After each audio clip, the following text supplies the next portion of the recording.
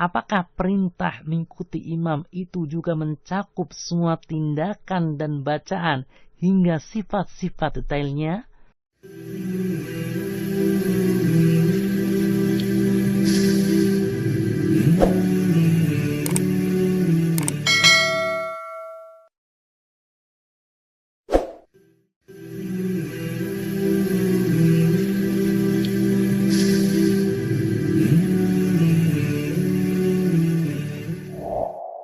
Assalamualaikum warahmatullahi wabarakatuh. Alhamdulillah, wassalatu wassalamu ala rasulillah wa ala alihi wa sahbihi wa man wala, amma ba'd. Pada kesempatan yang lalu, kita sama-sama telah membahas tentang tata cara mengikuti imam sholat bagian yang pertama. Sekarang, kita akan membahas tema yang sama pada bagian yang kedua. Setelah kita jelaskan tentang mengikuti imam yang tepat adalah mengikutinya dengan segera, maka kita akan menjelaskan tentang kondisi lainnya dalam hal mengikuti imam. Berikut ini penjelasannya. Adapun membarengi gerakan imam dalam sholat atau yang dikenal dengan muwafaqah, maka mayoritas ulama memakruhkannya kecuali dalam takbiratul ihram, maka itu dapat membatalkan sholat makmum sebagaimana dikatakan oleh Imam An-Nawawi rahimahullah dalam kitabnya Al-Majmu'. Jika seorang makmum melakukan takbiratul ihram sebelum imamnya atau bersamaan dengan imam, maka sholatnya tidak sah karena si makmum menggantungkan atau mengikatkan sholatnya dengan sholat imam sebelum sholat imam tersebut dimulai, sehingga sholatnya makmum menjadi tidak sah. Sedangkan telat dalam mengikuti imam atau dikenal dengan takhalluf, maka hukumnya berbeda sesuai dengan keadaan orang makmum. Pertama, bila makmum mempunyai uzur seperti usianya lanjut atau sakit atau uzur lainnya, maka sholatnya tetap sah, tetapi ia harus melakukan semua rukun sholat tersebut walaupun terlambat sampai 2 rukun atau lebih. Namun bila terlambatnya sampai 1 rakaat penuh, maka ia harus mengikuti imamnya pada rakaat berikutnya dan harus menambah 1 rakaat setelah imamnya salam, yaitu untuk mengganti rakaat yang tertinggal karena uzur tersebut. Kedua, bila si makmum tidak memiliki uzur dan disengaja, sedangkan terlambatnya tidak sampai 1 rukun, maka hukumnya makruh. Tetapi bila terlambatnya sampai 1 rukun atau lebih, maka sholatnya batal, sebagaimana bila ia mendahului imam dengan sengaja. Wallahu a'lam. Selanjutnya, apakah perintah mengikuti imam itu juga mencakup semua tindakan dan bacaan hingga sifat-sifat detailnya?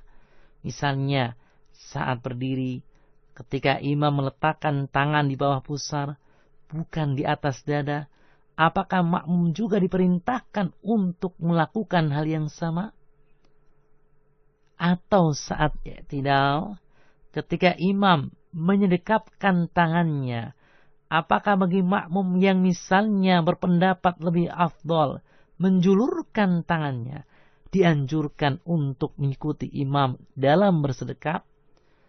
Atau saat duduk tasyahud awal, ketika imam duduk dengan cara tawarruk, bukan dengan iftirash, apakah makmum juga diperintahkan untuk duduk dengan cara yang sama dan seterusnya? Untuk menjawab beberapa pertanyaan tersebut, maka perlu merujuk kembali kepada hadits yang berkaitan dengan perintah mengikuti imam.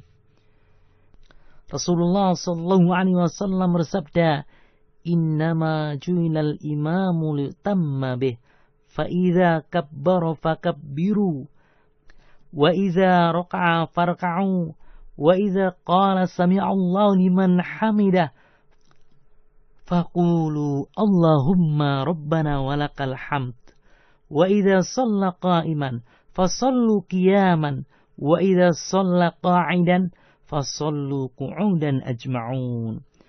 Sesungguhnya imam dijadikan agar diikuti, maka jika ia sudah bertakbir, maka bertakbirlah kalian. Jika ia sudah rukuk, maka rukuklah kalian. Jika ia sudah mengucapkan sami'allahu liman hamidah, maka ucapkanlah Rabbana lakal hamdu. Jika ia salat dengan berdiri, maka salatlah kalian dengan berdiri. Dan jika ia salat dengan duduk, maka salatlah kalian dengan duduk semuanya. Hadis riwayat Imam Muslim. Dengan memperhatikan hadis ini, menunjukkan bahwasanya perintah mengikuti imam hanya pada hal-hal yang global saja, seperti takbir, ruku, berdiri, dan duduk. Adapun sifat detail dari setiap gerakan dan ucapan imam, maka tidak disinggung dalam hadis tersebut, sehingga hal ini mengandung isyarat bahwa kita tidak diperintahkan mengikuti setiap detail gerakan dan ucapan imam. Bila hal itu diperintahkan, tentu Nabi SAW akan menyinggungnya dalam hadis ini, karena tidak bolehnya menunda penjelasan suatu hukum saat hukum tersebut dibutuhkan. Imam Nawawi rahimahullah berkata dalam syarh Sahih Muslim, adapun makna sabda beliau sallallahu alaihi wasallam, sesungguhnya imam dijadikan agar diikuti, menurut Imam Syafi'i rahimahullah dan sekelompok ulama, ialah dalam perbuatan-perbuatan yang jelas terlihat. Dan lagi, memasukkan sifat detail setiap gerakan dan ucapan dalam perintah mengikuti imam akan sangat memberatkan makmum.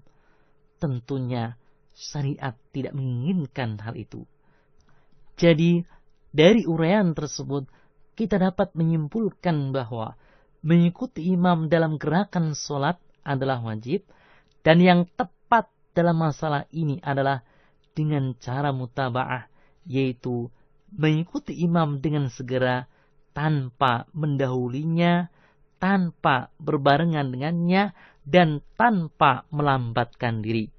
Oleh karena itu, sudah seharusnya bagi setiap muslim yang sholat berjamaah betul-betul memperhatikan gerakan sholat imam, sehingga ia bisa maksimal dalam mengikuti imam.